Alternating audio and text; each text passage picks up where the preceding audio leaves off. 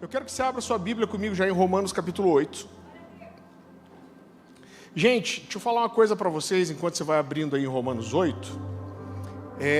Nas últimas 2 semanas, eu fiz talvez o maior investimento na loja ali que a gente fez até agora. Então eu comprei muito material, né? Eu não sei se você sabe, mas sou eu que compro todo o material da loja ali.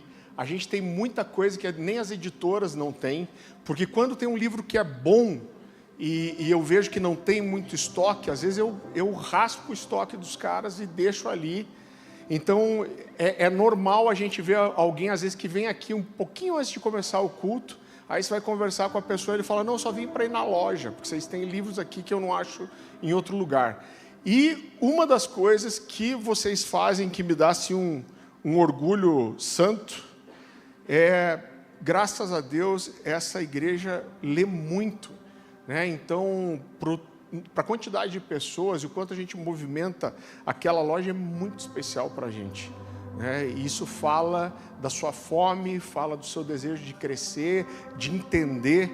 Então, nas próximas semanas, eu não tenho certeza se chega tudo até domingo que vem, mas a gente vai estar recebendo muita coisa nova ali, inclusive bíblias de estudo, material teológico, material para criança. A gente está recebendo muita coisa nova, né? Eu não sei como eu comi bola, mas eu descobri que tem uma Bíblia do Saião, com comentários do Saião, que é um dos caras que eu mais gosto. Eu pedi algumas Bíblias de estudo dessas. Tem uma Bíblia nova que traz muito contexto histórico-cultural, que é uma coisa que eu gosto muito também, que é a Bíblia de estudo Igreja Primitiva. Então a gente vai estar recebendo muita coisa nova, vou falar para você ficar esperto. E eu gostaria de falar de alguns materiais que já chegaram.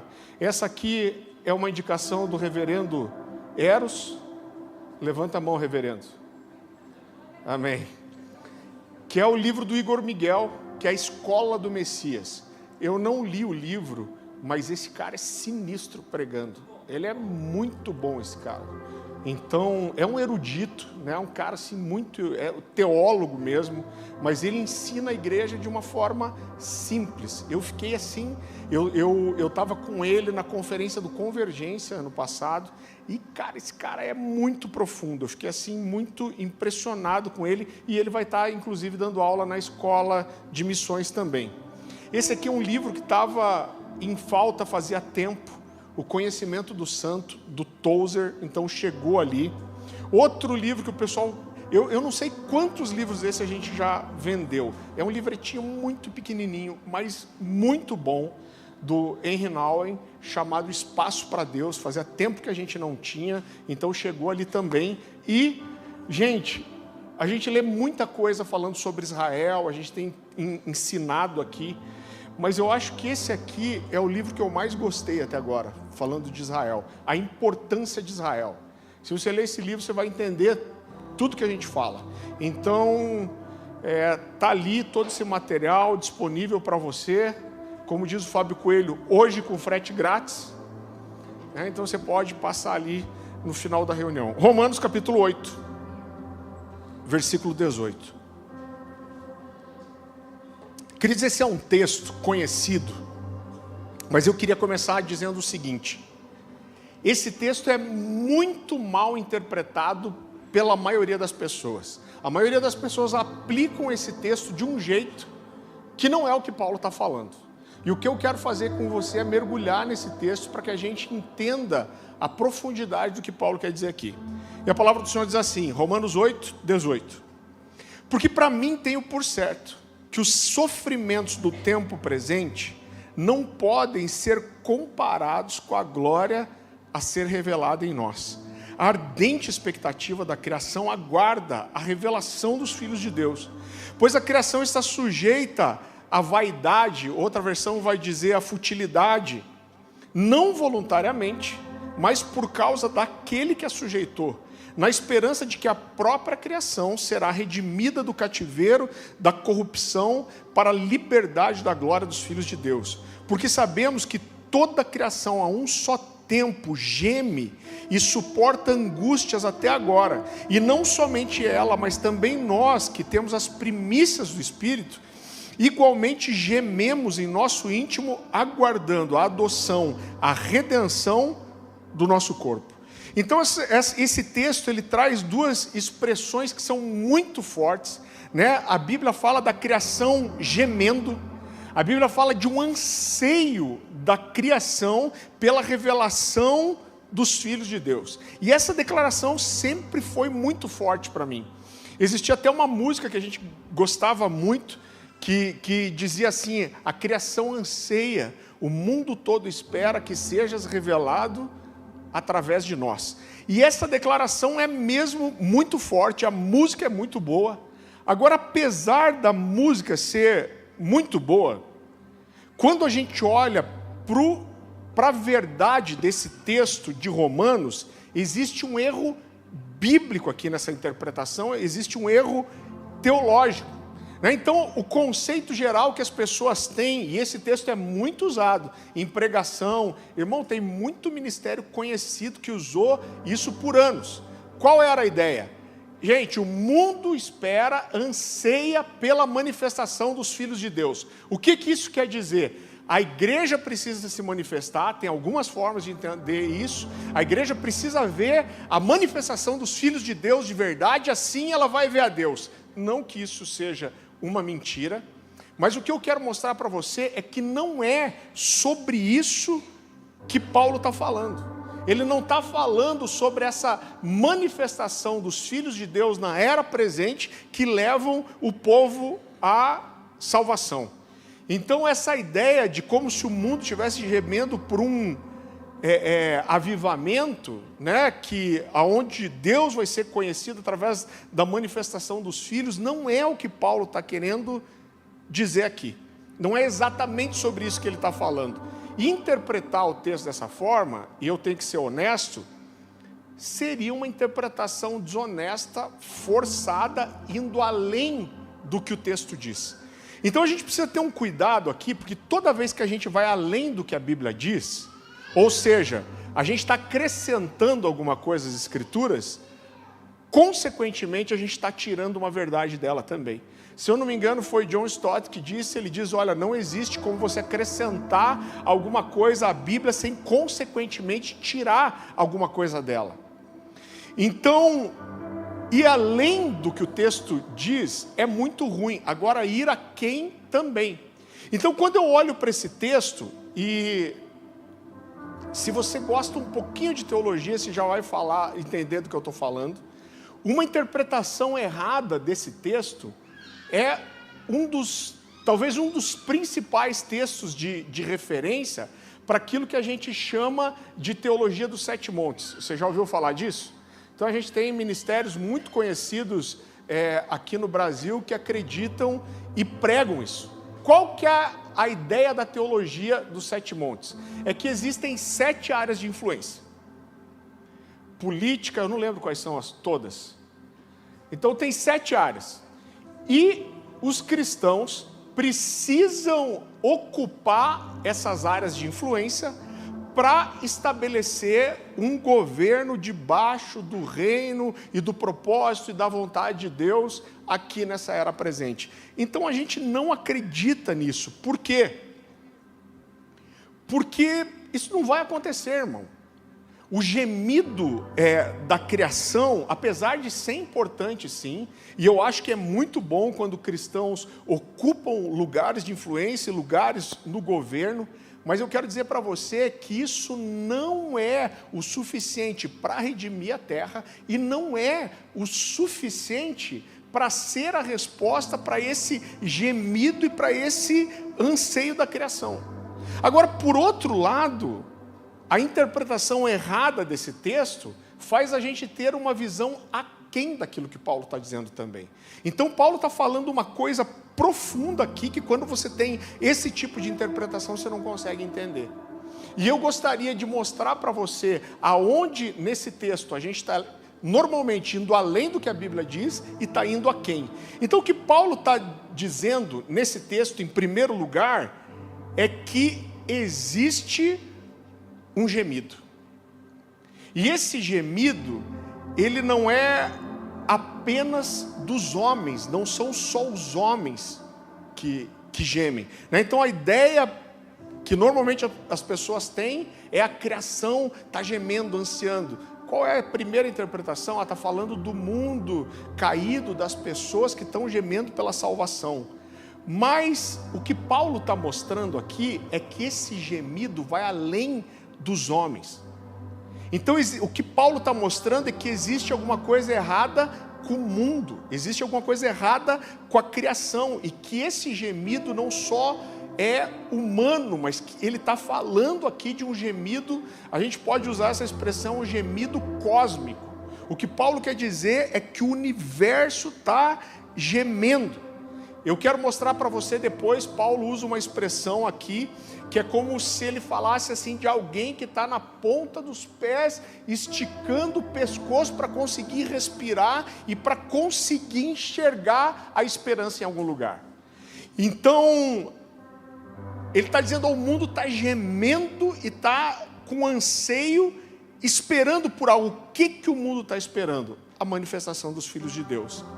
Agora aqui eu acho que a gente encontra a primeira pergunta que vai levar a gente a começar a entender o que esse texto realmente significa. É o ponto de partida para a gente começar a entender o que Paulo realmente queria dizer quando usa essas palavras.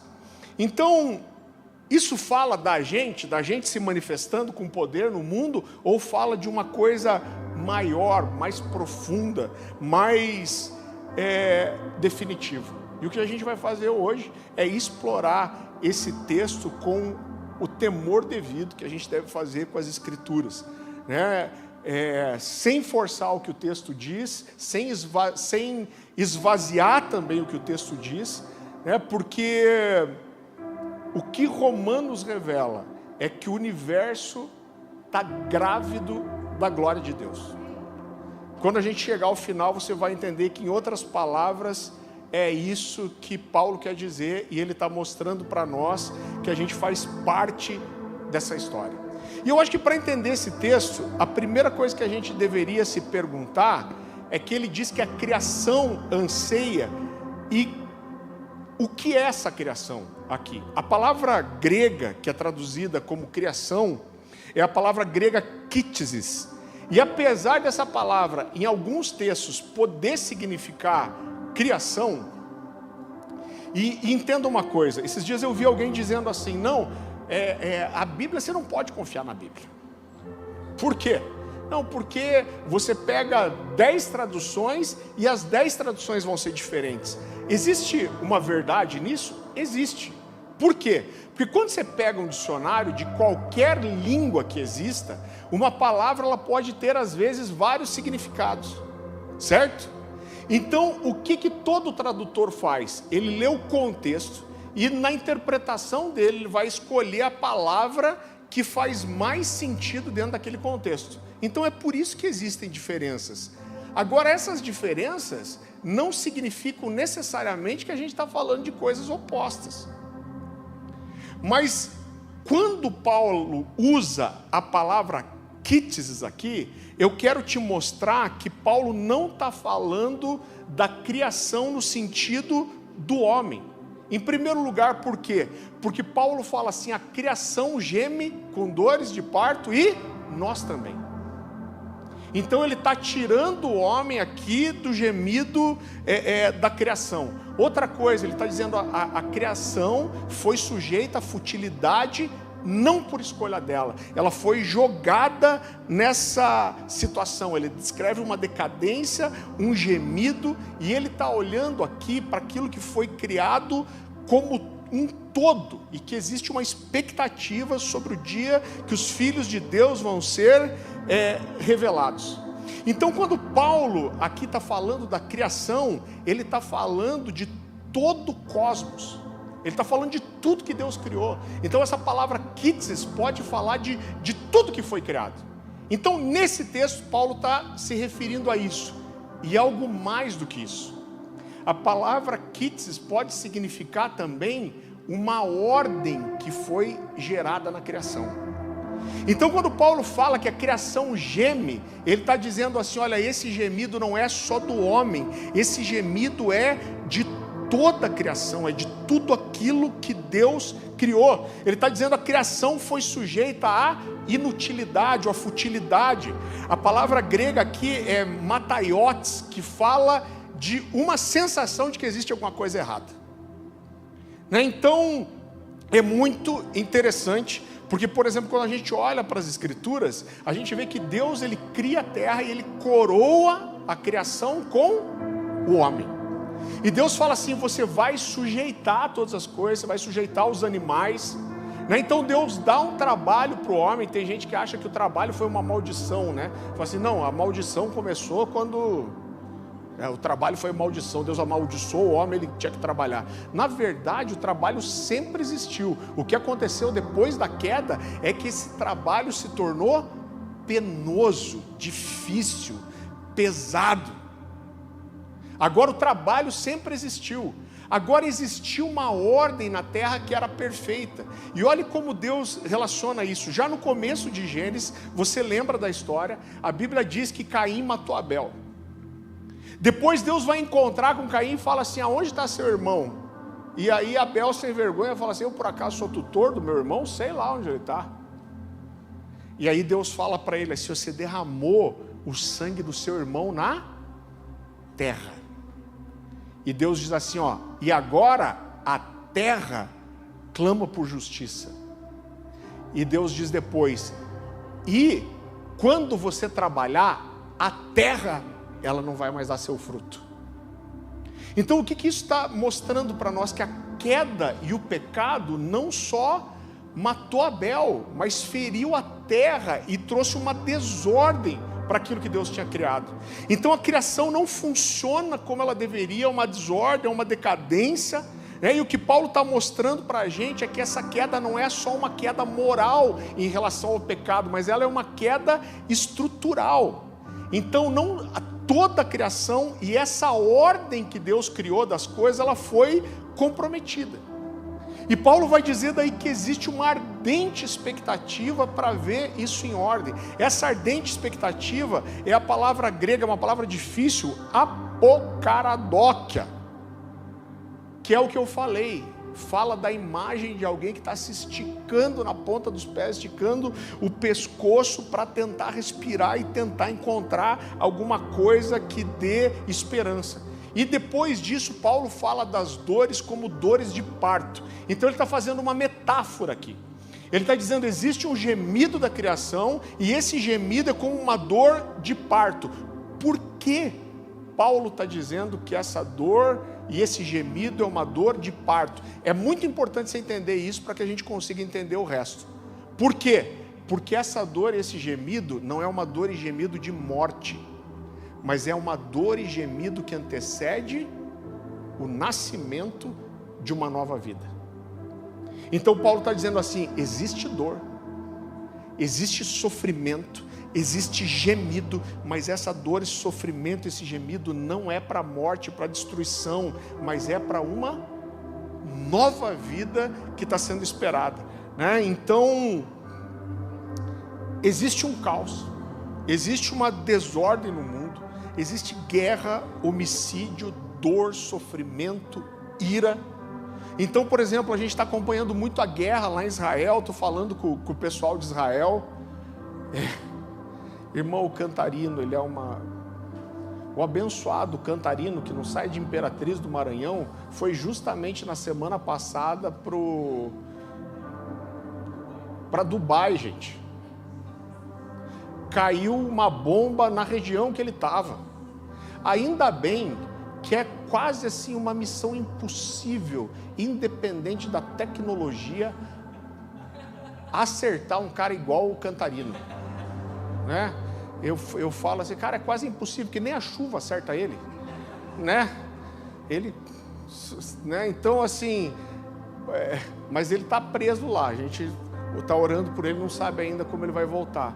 Então, se por um lado eu entendo que a guerra é necessária, porque você pregar a paz, às vezes é impossível sem você pregar a guerra. Por quê? Imagina que alguém entra na sua casa e invade sua casa. Aí você fala, não vou reagir, não vou fazer nada, porque eu sou da paz. Pode levar tudo. Até aí tudo bem. Agora, se esse cara vai ameaçar a sua família, estuprar sua filha, sua esposa, e você não faz nada, isso não é paz. Isso é irresponsabilidade, é falta de amor, é falta de... Está tudo errado aí.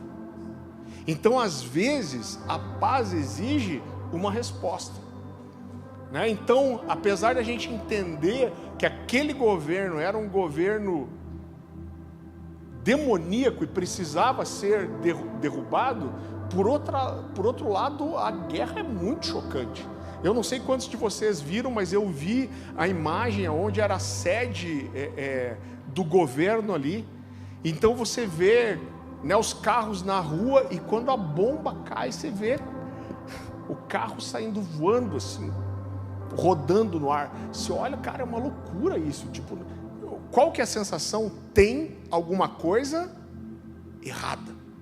Agora, quando a gente está falando dessas coisas, a gente está falando ainda do caos e da desordem em relação à mão do homem. Mas tem um outro tipo de desordem que não é causado pela mão do homem. Porque a gente olha para a natureza criada, a gente vai ver terremoto, maremoto, nevasca. Olha o que está acontecendo em Nova York. Vulcão. Então tem uma desordem na criação. A ordem que Deus criou, ela foi comprometida. Então a natureza criada, o cosmos, essa ordem foi comprometida. E existe um anseio da criação que geme dores de parto até a manifestação dos filhos de Deus. Por quê? Por que ela tem dores de parto até a manifestação dos filhos de Deus? Alguém arrisca dizer?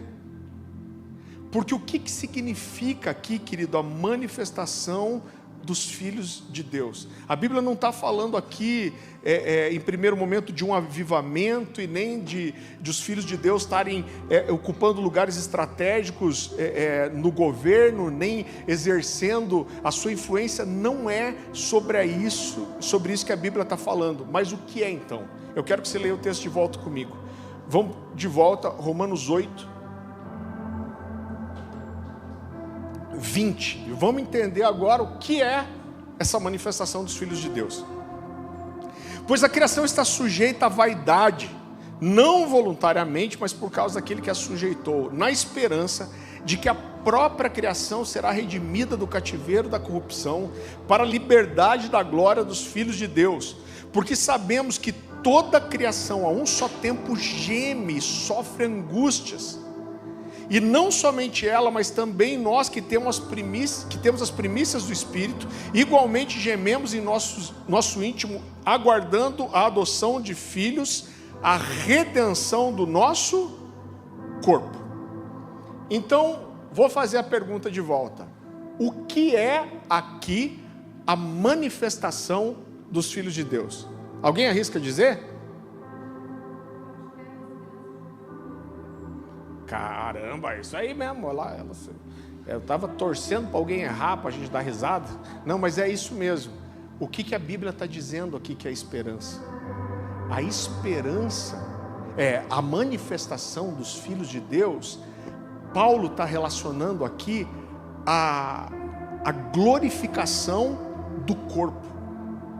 Qual é o sentido, a conexão aqui? Quando o nosso corpo vai ser glorificado? Quando Jesus voltar. Então, gente, do que Paulo está falando? O que é a manifestação dos filhos de Deus que a criação está gemendo e ansiando? O que Paulo está dizendo é o seguinte: quando nós formos glorificados, quando Jesus voltar, nós seremos glorificados. Jesus vai se assentar sobre um trono fisicamente em Jerusalém, e nós vamos reinar com Ele por 1000 anos. Então toda a ordem criada, tudo que está em desordem na natureza, tudo que faz parte da criação vai ser restaurado. Então essa manifestação aqui dos filhos de Deus está falando especificamente sobre um período que começa com o início do milênio. Você está me entendendo? Por quê? E aqui a gente precisa consertar uma coisa, porque quando a gente olha para o enredo da salvação e para tudo aquilo que Deus criou e o propósito de Deus em salvar o homem, isso não acaba com um monte de alma flutuando ou com a gente transformado em um monte de anjinho gordinho tocando harpa sentado numa nuvem. O final do enredo da salvação termina com o que, gente? Termina com cidade, com rio, com árvore, termina com uma terra restaurada, termina com o governo debaixo do Messias, estabelecendo um governo santo, justo, reto, sem sofrimento na terra. Fala de todas as coisas voltarem à ordem, fala do leão se deitando junto do cordeiro, aonde não haverá choro nem lágrima, e toda a criação vai ser redimida para o processo, para o propósito inicial de Deus. Então o que a gente está vendo aqui é que Romanos 8 está fazendo uma ponte entre o Éden e entre a Nova Jerusalém. Ele está dizendo, quando o homem for glorificado, significa que Jesus voltou. Então esse homem glorificado e o Messias vão reinar sobre essa terra e todas as coisas vão ser restauradas. E nós, os santos, vamos reinar com Ele. E Ele vai restabelecer a ordem de todas as coisas. Então a gente precisa entender o que é nisso? Que o anseio da criação, o gemido da criação, é um gemido por Maranata. Esse é o gemido. A criação está gemendo e dizendo, Maranata, vem Jesus e coloca todas as coisas em ordem de volta. Está errado, está desgovernado, está em desordem, então volta Jesus, reina e coloca tudo no seu lugar. Então a gente precisa entender uma verdade aqui. Eu acho que 1 ou 2 semanas atrás, volta e meia aparece isso. Eu estava vendo uma matéria falando de um novo meteoro que apareceu e as probabilidades, né? Então os cientistas fazendo cálculos matemáticos de qual seria a probabilidade percentual desse meteoro atingir a Terra. E a ciência é tão sinistra, porque se o eixo da Terra fosse mudado, irmão, um pouquinho, dava ruim, e o planeta acabava. Então esses cientistas estão dizendo assim, será que esse pode ser o fim da humanidade, do planeta? Eu posso dizer para você com toda convicção, apesar de toda a desgraça que a gente vê, todo o desastre natural, apesar desse gemido, desse choro da criação, o mundo não caminha para a destruição. Ele caminha para onde? Para um lugar aonde algo vai ser revelado. O que é revelado? Vai ser tirado o véu. E esse planeta, esse mundo, vai ver os filhos de Deus e vai ver a ordem ser restaurada para o propósito original desde o início. Então essa aqui é uma interpretação honesta do texto. É sobre isso aqui que Paulo está falando. E se Paulo está falando sobre isso, essa manifestação dos filhos de Deus não acontece, pelo menos de forma plena, até o retorno de Jesus. O que Paulo está falando mais uma vez é de um grito de Maranata. Agora, por outro lado, existe sim, eu acredito, uma aplicação profética desse texto. Por quê? Porque no mesmo texto Paulo vai dizer que nós estamos gemendo apesar de uma coisa. Apesar do que? Alguém lembra?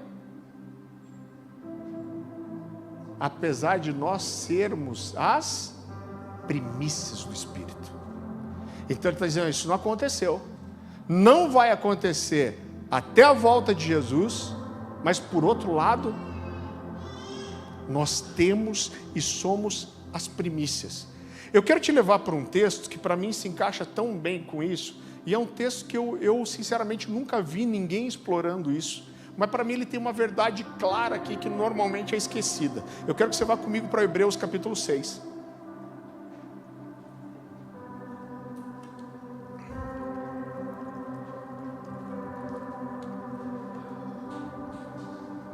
Hebreus capítulo 6. a gente vai ler a partir do versículo 4. Só antes da gente ler o versículo 4, olha um pouquinho aqui para mim.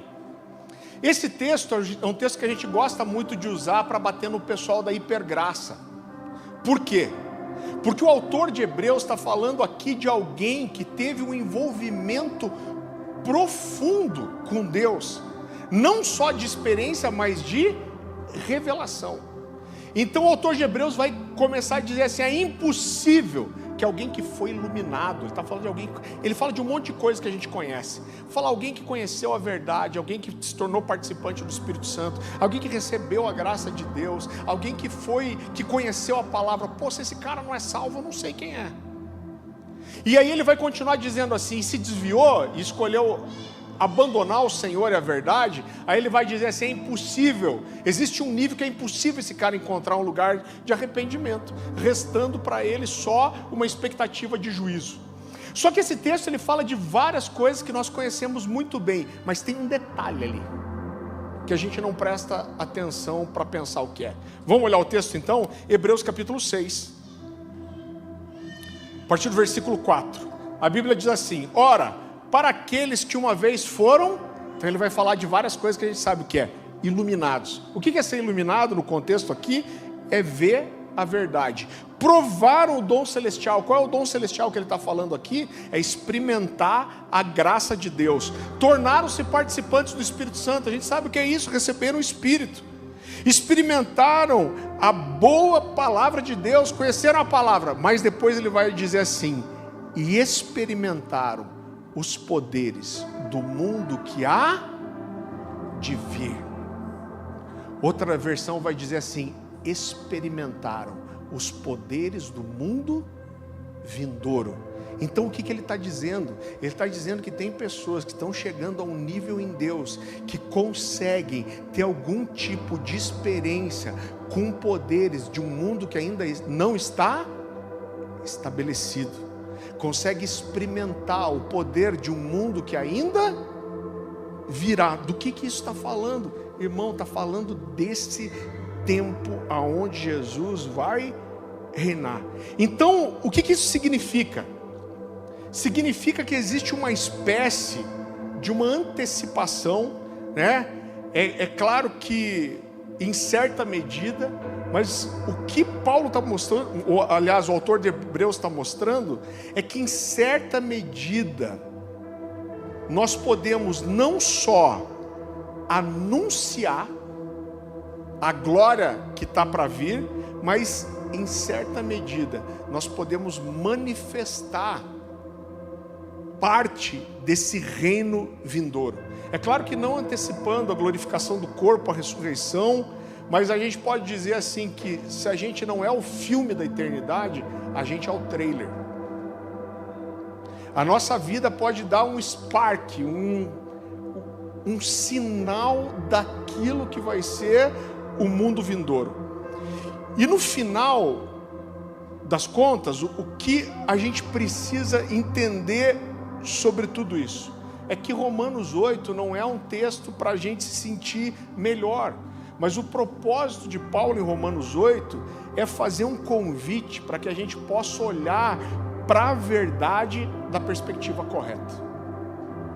A minha impressão com esse texto é que Paulo está falando aqui de verdades, ele está falando de uma dor real, ele está falando de um sofrimento real, ele está falando de um anseio real, ele está falando de uma desordem real, mas ao mesmo tempo ele está dizendo, mas olhe isso com a perspectiva correta. Qual é a perspectiva correta? Então Paulo não está negando o problema, ele está dizendo, olha, a gente precisa olhar para o mundo e a gente precisa conseguir dizer, cara, não está tudo bem. A gente precisa olhar para o mundo e falar, olha, o mundo está gemendo. O que depois Paulo diz, nós gememos também. Então o que ele está querendo dizer é o seguinte, a gente precisa olhar para a igreja e também conseguir dizer, olha, não está tudo bem com a igreja. E irmão, o quadro da igreja hoje, em muitos aspectos, eu vou dizer para você a impressão que eu tenho, é um dos períodos para mim mais deprimentes da história da igreja. E uma das coisas que eu mais estudei na vida, que eu mais gosto de estudar, é a história da igreja, mas a gente vive, dos últimos 3 anos eu acho, uma exposição da nudez e do pecado da igreja que é terrível. A igreja está caindo em descredibilidade. Então, tem lugar, talvez onde você vá trabalhar, estudar, que você fala que é crente, o cara já olha de olho torto para você. Por quê? Porque o cristão, o pastor, está com uma imagem muitas vezes de alguém que é picareta, que é desonesto. Então a gente tem aí nos últimos 3 anos, os maiores ministérios do mundo caíram em escândalo financeiro e moral, gente. A gente tem o Mike Bickle, era um cara que eu olhava, esse aqui é um cara que eu acho que eu não vou ver cair nunca. E era um dos caras mais desgraçados, sem vergonha que existe. Desculpa a minha sinceridade, mas essa é a verdade. O cara ficou 40 anos enganando a igreja, se relacionando com um monte de mulher, sem vergonha. Aí se tem depois a Gateway. Irmão, faz anos que o brasileiro cabeçudo vai lá para os Estados Unidos para visitar a Gateway, a mega igreja, porque a igreja é de maior ordem, maior referência, vamos aprender como que faz. Aí o que acontece? Cai em imoralidade também. A gente tem o cara da FAI, você não conhece, talvez não conheça a FAI, é um ministério mais conhecido fora, mas é um ministério de missões, e eles... eu acho que não tinha coisa em português, eu não tenho certeza, mas eles muniam a igreja de muitos documentários, estudos, e um material incrível. Tem um material do Dalton Thomas, que é esse cara que caiu da FAI, chamado A Controvérsia de Sião. É um livro maravilhoso para a gente entender Israel, mas caiu, irmão, imoralidade também. A gente olha, vamos falar a verdade, o Bola de Neve, aí aqui do nosso lado, cheio de escândalo. O Tiago Alicerce aí, detonando todo mundo, denunciando todo mundo, que todo mundo era errado. Aí a gente vai olhar a vida do cara, sei lá, 20, 30 anos com uma amante. Então a vergonha da igreja está sendo exposta de um jeito que eu não consigo olhar para a história e lembrar disso. A gente olha para a história do Jimmy Swaggart, eu não sei quantos anos atrás que ele caiu atrás, é terrível. A gente lembra até hoje tem o vídeo do Jimmy Swaggart confessando o pecado dele. Mas, irmão, nos últimos 3 anos a gente teve uns 15 Jimmy Swaggart aí. Então a situação está caótica. Agora, quando Paulo olha, qual é a perspectiva que Paulo está ensinando para a gente? É quando Paulo olha para essa dor que está acontecendo, essa desordem, Paulo não chama isso de derrota, ele chama isso do quê? De dores de parto. Ele está dizendo, toda essa desgraça está doendo, mas ela não é uma dor para a morte, é uma dor que nos leva à esperança. Essa dor vai antecipar o nascimento de algo novo, a manifestação dos filhos de Deus. Eu queria que você voltasse só um pouquinho do texto de Romanos 8 comigo, e eu queria que você lesse comigo a partir do versículo 18, são 2 versículos antes só. Então Paulo vai começar dizendo assim: porque para mim tenho por certo que os sofrimentos do tempo presente, então veja, Paulo não está negando o sofrimento, mas ele está dizendo, eu tenho por certo que os sofrimentos do tempo presente não podem ser comparados com a glória a ser revelada em nós. Então ele não está negando o sofrimento, mas ele está dizendo, mas quando eu comparo isso com a glória, não tem comparação. Eu resolvo essa dor emocionalmente no meu coração. Então, mais uma vez, Paulo não está negando o sofrimento, mas ele está olhando para esse sofrimento, para esse caos da forma correta. Como é a forma correta da gente olhar para essa dor e para esse sofrimento? A forma correta para a gente olhar para isso é com esperança. Então ele está vendo o sofrimento, mas ele está dizendo assim, quando uma mulher vai dar à luz, ela sofre, ela geme, e essa é a minha esperança, é isso que eu espero no Senhor. E essa esperança não é uma esperança qualquer, mas é uma esperança de alguém que tem a convicção de ser um filho de de Deus. Então o que Paulo está dizendo é o universo inteiro, ele está num corredor de nascimento, e isso deve mudar a forma que você sofre, deve mudar a forma que você vive, deve mudar a forma que você decide. Mais uma vez, ele não nega o sofrimento real, mas ele não se deixa dobrar, ser vencido por esse sofrimento, e a expectativa da glória leva ele a ter uma posição diferente. Eu queria comparar esse texto de Romanos com outro texto que Paulo fala dessa expectativa da glória de Deus. Eu queria que você fosse comigo para 2 Coríntios.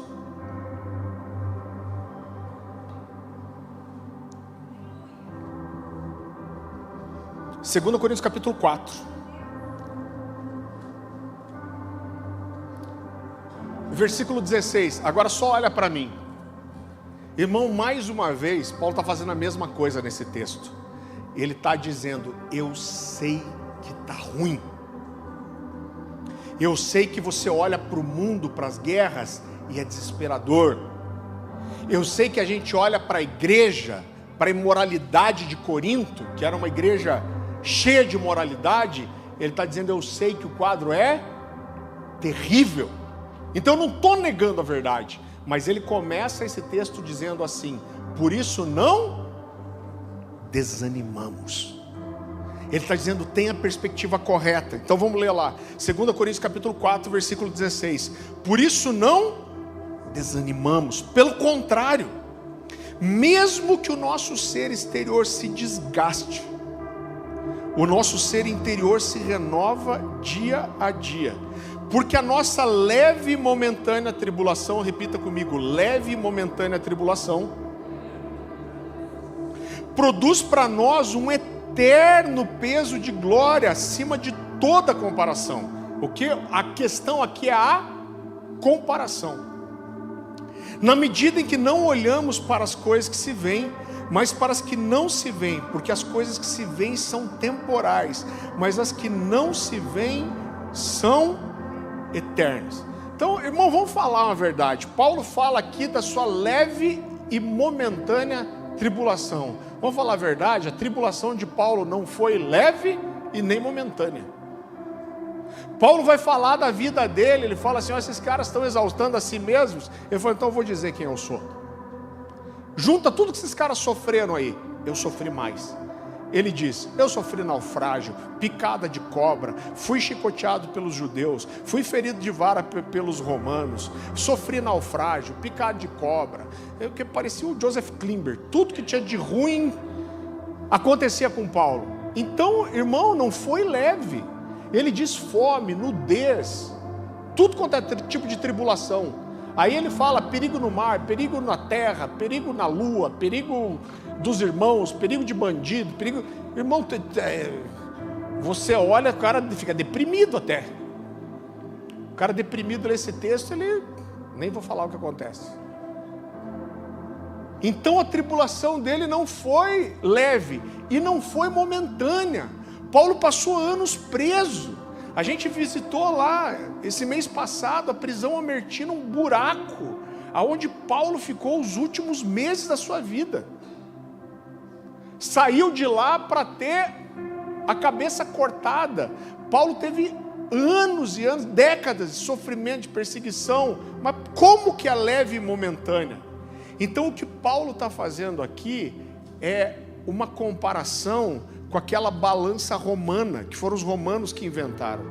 Hoje faz muito tempo que eu não vejo isso, mas eu lembro que quando eu era criança, meus pais iam naquelas mercearias, tinha muito. Você sabe aquela balança, que ela tem 2 pratos, então de um lado você põe os produtos e do outro você põe os pesos de metal. Quando equilibra, você descobre quanto peso tem ali. O que Paulo está querendo dizer é o seguinte, eu estou pegando a minha tribulação e eu estou colocando no prato e a balança? Ele diz, mas ele está fazendo uma comparação. Ele está dizendo, pode parecer terrível, mas quando eu coloco a glória que me está proposta do outro lado, existe um incomparável peso de glória.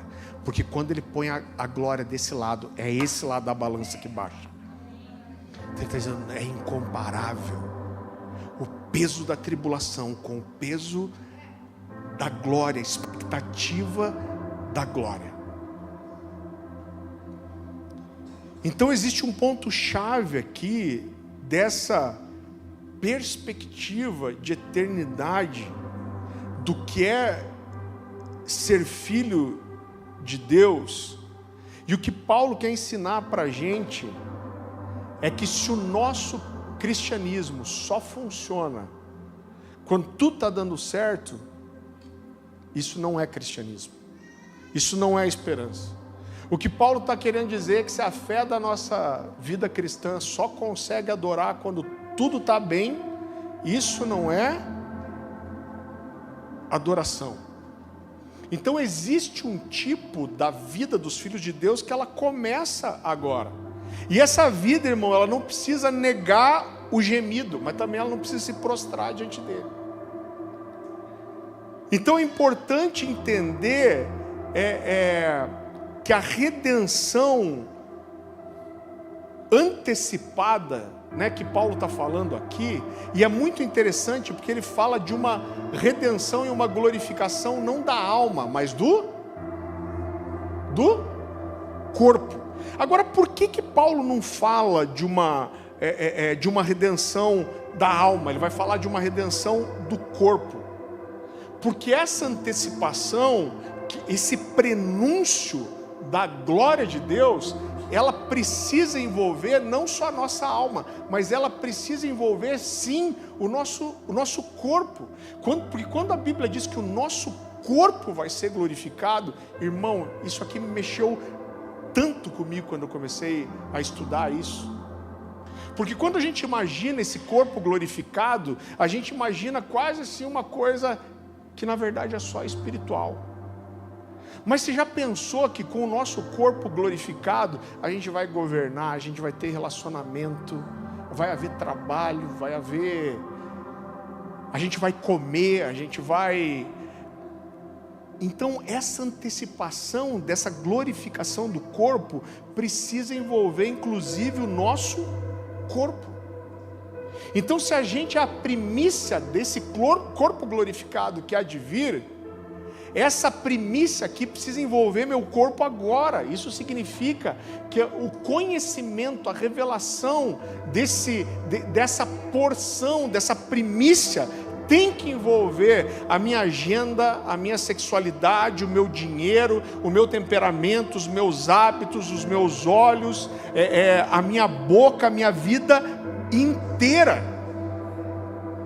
Então essa glória vindoura é antecipada no meu corpo agora. De forma perfeita, nunca. Mas isso traz um peso para mim, irmão.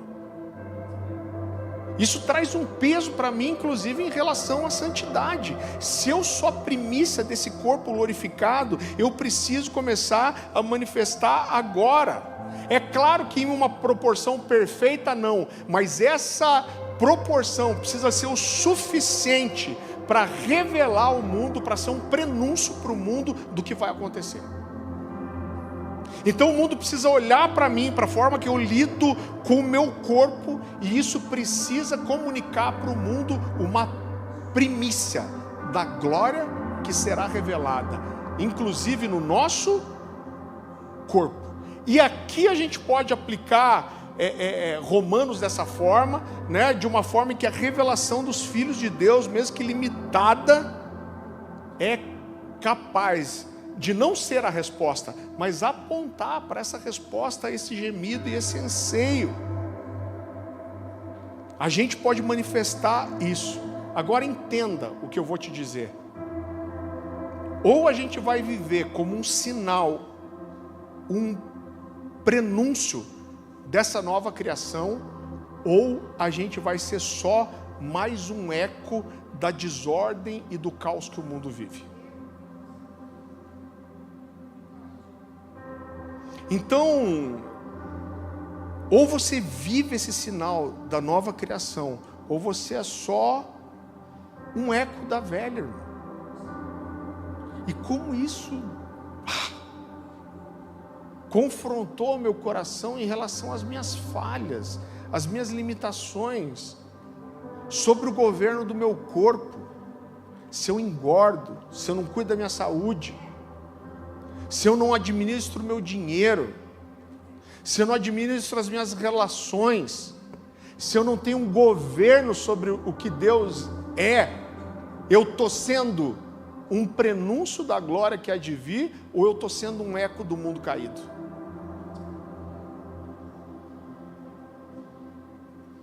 Então, quando o mundo, os parentes, a esposa, olha para a desordem na sua vida, ela vai ver um prenúncio do corpo que vai ser glorificado, ou ela vê só o ecoar do mundo que está em desordem? Olha como isso pesa a responsabilidade para nós de um jeito que eu não sei dizer para você.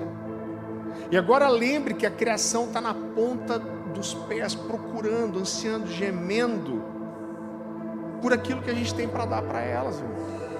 Não de uma forma perfeita, absoluta, mas como um prenúncio, como uma primícia. Então eu costumo dizer assim, com certeza você conhece gente que nunca pisou numa igreja, que talvez nunca tenha ouvido o evangelho direito. Estava falando com o Paulo e com a Ariadne, eles estavam falando de um lugar específico, que eles foram evangelizar, estão traduzindo Bíblia para essa língua, nem existe o nome Jesus na língua deles.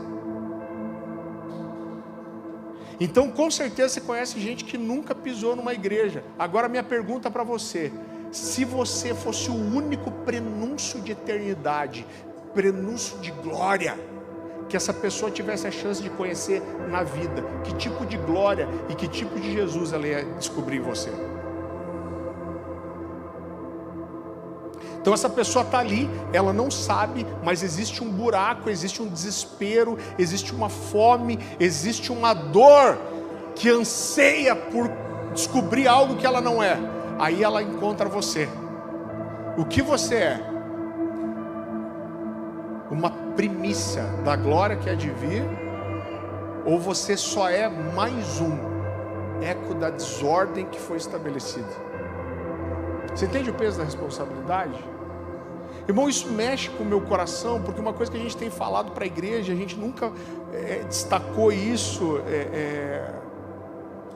nesses anos, é o peso que a gente tem aqui como liderança, sentido em relação ao evangelismo.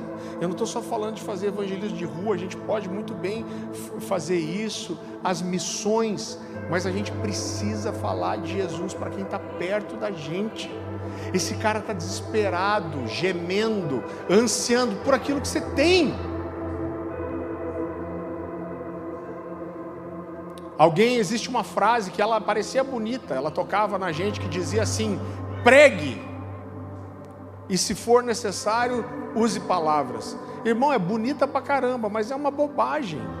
Por quê? Porque todo o evangelho vai falar da importância de anunciar as boas novas. Como crerão se não ouvirem? E como ouvirão se não há quem pregue, quem fale? Irmão, você precisa falar de Jesus aonde você for. Aonde você pisar com o seu vizinho, com quem mora no andar do seu prédio, quando você vai levar seu filho no parquinho do condomínio, você encontra uma mãe, a gente precisa falar do evangelho. Nós precisamos ser esse ecoar da eternidade, esse ecoar da glória que está por vir.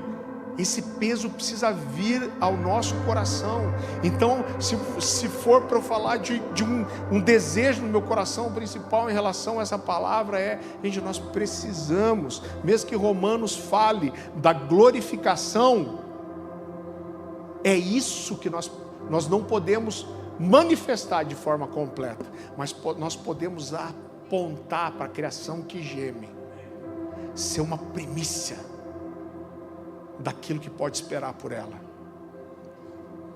Você recebe essa palavra? Queria que você abaixasse sua cabeça, fechasse seus olhos. Senhor Jesus, o Senhor sabe o quanto essa palavra tem queimado no meu coração, quanto o Senhor me incomodou em relação a esse texto, Senhor. Quantas semanas isso ficou martelando no meu coração. Eu comuniquei isso da melhor forma que eu pude, mas a verdade é que só o Teu Espírito pode tornar a Tua palavra viva, ativa. Só o Teu Espírito pode nos convencer. Eu te peço agora que Teu Espírito venha, Senhor, como uma espada, como uma flecha quente que fere o nosso coração em relação a essa verdade.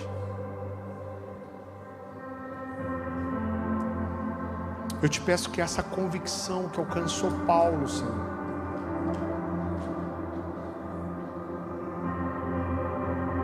essa convicção que alcançou Paulo possa ferir o nosso coração, que a gente possa ser ferido, convencido por essa verdade.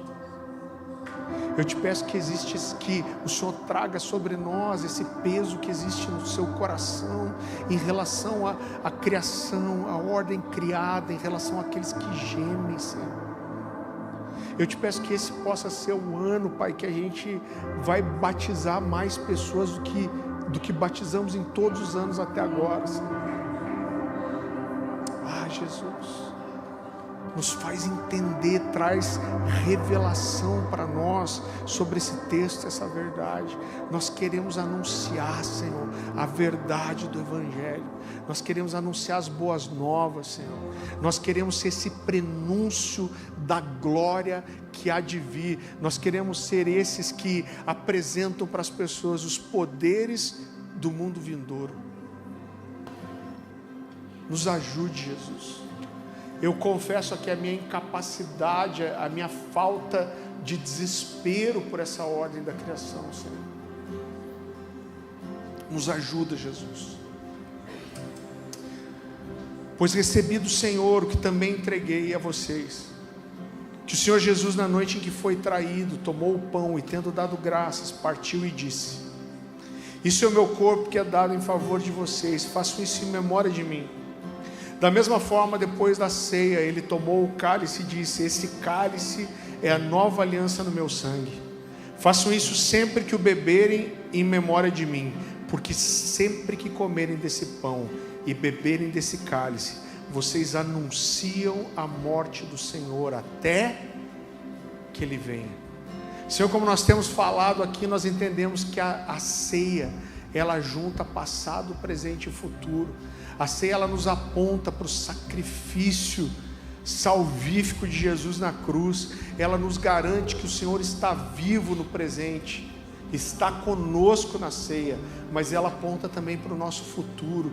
Ela nos dá essa garantia de eternidade, que um dia estaremos contigo na sua mesa, que o Senhor voltará e reinará no meio do seu povo.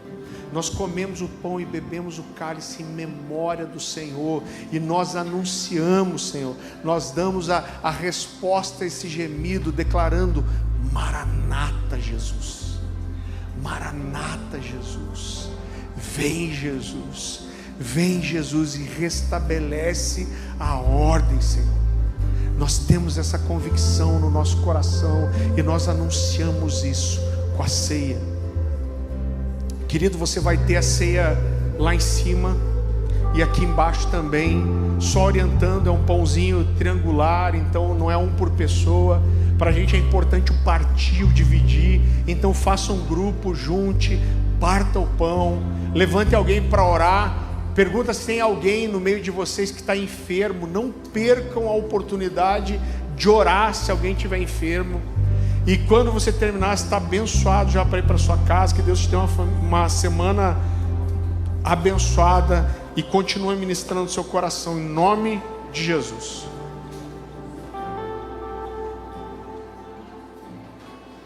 Maranata,